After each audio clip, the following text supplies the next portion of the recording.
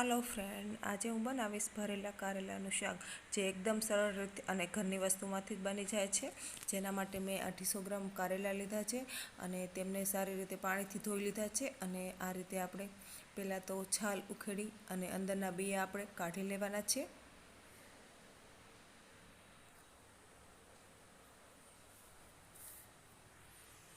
તો આ રીતે છાલ ઉખેડી અને વચ્ચેથી આ રીતે આપણે કાપા લગાવી અને વચ્ચેના બીજ આપણે કાઢી લઈશું।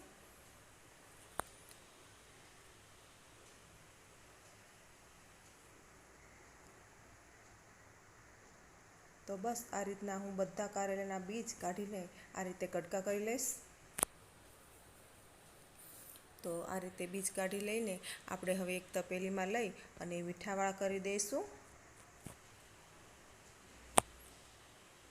મીઠાવાળા કરીશું તો તેમની કડવાશ દૂર થઈ જાય છે અને શાક એકદમ સરસ બને છે। તો આ રીતે બધા કારેલામાં આપણે મીઠું લગાવી દેવાનું છે અને 15 થી 20 મિનિટ આપણે ઢાંકીને રાખી દઈશું।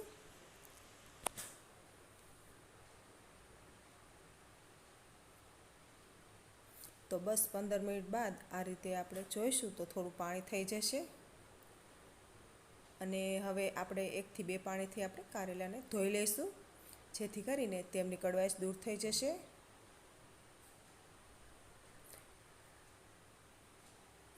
તો બસ આ રીતે આપણે કારેલાને ધોઈ લઈશું।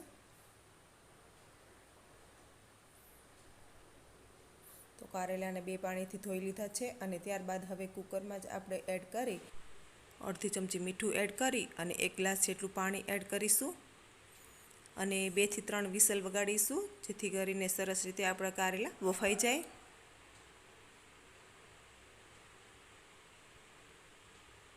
તો બસ આ રીતે હલાવી અને ઢાંકણ ઢાંકી આપણે ગેસ ઉપર ચડાવી દઈશું।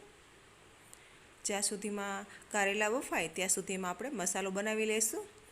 તો મસાલો બનાવવા માટે એક ખાણીમાં આપણે 10 થી 12 કળી લસણ લઈ આ રીતે અડધી ચમચી જેટલું મીઠું એડ કરી આપણે ખાંડી લઈશું જેથી કરીને આપણું મીઠું એડ કરવાથી જલ્દીથી લસણ ખંડાઈ જાય છે।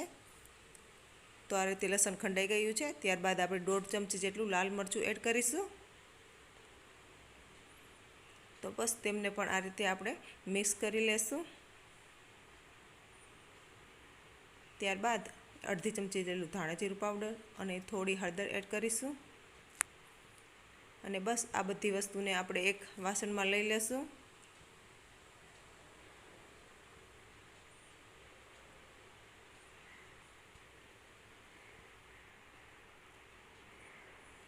તો બસ હવે આપણે મસાલા એડ કરીશું।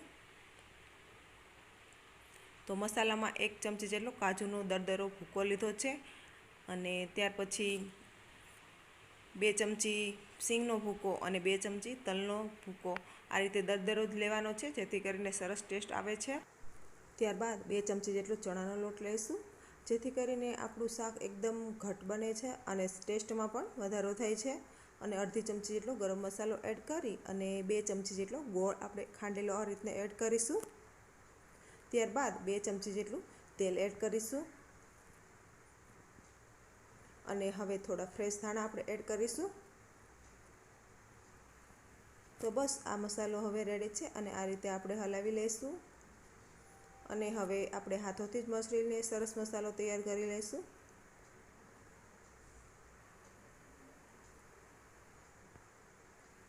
તો બસ આ રીતે મસાલો રેડી છે અને આપણા ત્યાં સુધીમાં કારેલા પણ બફાઈ ગયા છે। જોઈએ તો આ રીતે બફાઈ ગયા છે અને હવે એને પણ એક પાણીથી આપણે ધોઈ લેવાના છે।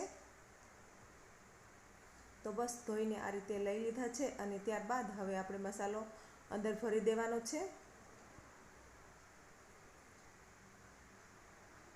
તો બસ આ રીતે દબાવીને બધા કારેલામાં આપણે મસાલો ભરી લેવાનો છે। દબાવવાથી મસાલો જ્યારે આપણે તેલમાં એડ કરીએ ત્યારે બહાર નીકળતો નથી। તો બસ આ રીતે દબાવીને બધા કારેલાને હું ભરી લઈશ। તો આ રીતે મેં બધા કારેલામાં મસાલો ભરી લીધો છે અને આ વધારાનો મસાલો છે તેમને આપણે ઉપરથી એડ કરીશું જેથી કરીને આપણું શાક એકદમ રસાવાળું બને। તો બસ 2 મોટા ચમચા જેટલું મેં એક પેનમાં તેલ લીધું છે ને તેલ ગરમ થાય ત્યાર પછી આપણે 7 થી 8 કળી લસણ એડ કરીશું કડકા કરેલા। ત્યારબાદ થોડી રાઈ એડ કરીશું ફ્રાય ફૂટે ત્યાર પછી આપણે અડધી ચમચી જેટલું જીરું એડ કરીશું અને ત્યારબાદ 2 ચપટી જેટલી હિંગ એડ કરીશું અને ભરેલા કારેલા હતા તેમને આપણે એડ કરી દેવાના છે। ત્યારબાદ આ રીતે આપણે હલાવીને મસાલો હતો તેમને આપણે એડ કરી દેવાનો છે।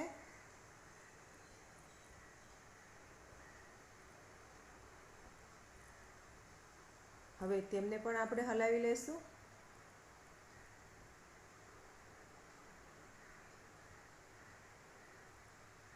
મસાલો સારી રીતે ચડે તેના માટે આપણે 2 મિનિટ ઢાંકણ ઢાંકી આપણે એને ચડવા દઈશું, જેથી કરીને મસાલો ચડી જાય અને તેલ પણ આપણું છૂટું પડી જશે। તો તમે જોઈ શકો છો કે સરસ તેલ છૂટું પડી ગયું છે અને મસાલો પણ સરસ શેકાઈ ગયો છે। ત્યારબાદ અડધા ગ્લાસ જેટલું આપણે પાણી એડ કરીશું, જેથી કરીને રસાવાળું આપણું શાક બને। તમારે જેટલો રસો રાખવો હોય એટલું પાણી એડ કરી શકો છો। અહીંયા હું મીડિયમ રસો રાખવાની છું એટલા માટે મેં અડધો ગ્લાસ જેટલું પાણી એડ કર્યું છે। ત્યારબાદ તેમને પણ આપણે 2 મિનિટ આપણે ઢાંકણ ઢાંકી અને થવા દઈશું। તો 2 મિનિટ થયા બાદ તમે જોઈ શકો છો કે નાના મોટા બધાને ભાવે તેવું આ શાક બને છે અને બિલકુલ કડવું બનતું નથી।